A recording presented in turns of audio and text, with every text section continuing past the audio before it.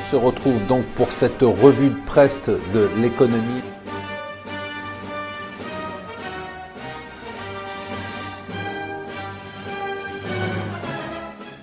Bonjour et bienvenue sur Mon Financier pour le Morning Zapping du jour. Nous sommes le lundi 2 juillet.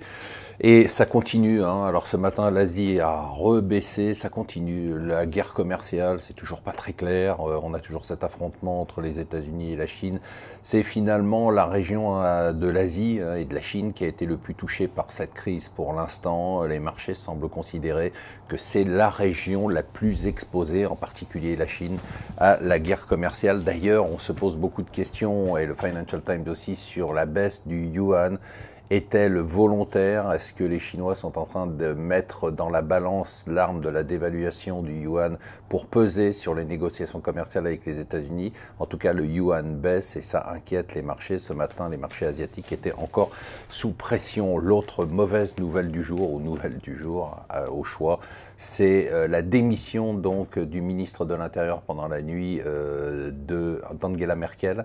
Le ministre de l'Intérieur, je vous rappelle, était le patron, et il a démissionné aussi de son poste de patron du CSU. CSU, c'est la branche alliée bavaroise de CDU d'Angela Merkel, donc parti conservateur.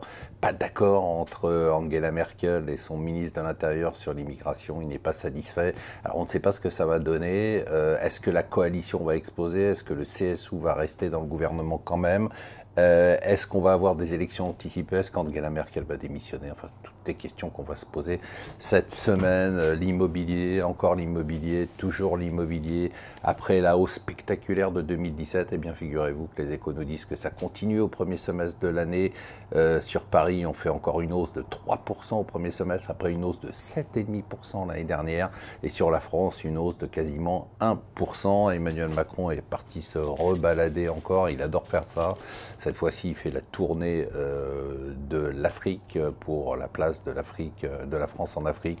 Et il commence par la Mauritanie et le Nigeria. Le Nigeria, je vous rappelle que c'est le premier PIB d'Afrique. Et enfin, c'est demain qu'on saura qui est le patron au MEDEF entre Roux de Bézieux et Alexandre Sobo. Voilà, je vous souhaite une excellente journée et une excellente semaine.